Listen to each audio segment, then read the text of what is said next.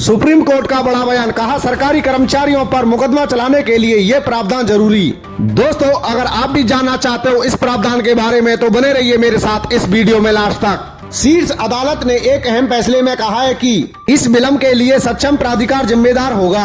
उस पर केंद्रीय सतर्कता आयोग द्वारा सीबीसी अधिनियम के तहत प्रशासनिक कार्रवाई की जाए। सुप्रीम कोर्ट ने रिश्वत लेने सहित आपराधिक मामलों में सरकारी अधिकारियों पर मुकदमा चलाने की अनुमति देने के लिए 4 महीने के सांविधिक प्रावधान को अनिवार्य करार देते हुए कहा है कि भ्रष्ट व्यक्ति को अभियोजित करने में देर होने पर दंडित नहीं किए जाने की संस्कृति पनपती है। शीर्ष अदालत ने एक अहम फैसले में कहा है कि इस विलंब के लिए सक्षम प्राधिकार जिम्मेदार होगा।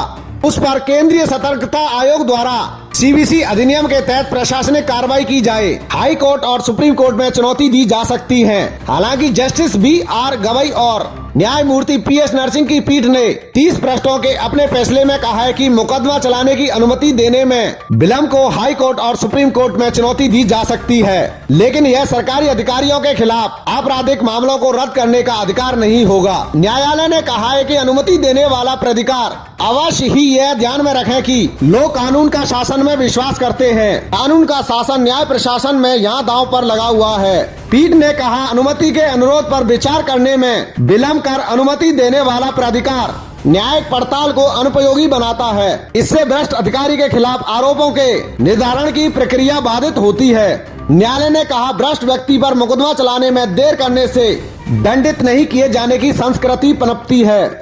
यह सार्वजनिक जीवन में भ्रष्टाचार की मौजूदगी के प्रति एक प्रणालीगत आत्मसमर्पण है। इस तरह की अकर्मण्यता से भविष्य की पीढ़ी भ्रष्टाचार को जीवन जीने के तरीका का हिस्सा मानते हुए इसके प्रति अभ्यस्त हो जाएगी। दंड प्रक्रिया संहिता की धारा 197 और भ्रष्टाचार रोकथाम अधिनियम की धारा 97 के तहत आपराधिक मामलों में लोक सेवकों को अभियोजित करने के लिए केंद्रीय अन्वेषण ब्यूरो तथा अन्य जांच एजेंसियों को 3 महीने की अवधि उपलब्ध है, जिसमें कानूनी परामर्श के लिए 1 महीने का विस्तार किया गया है।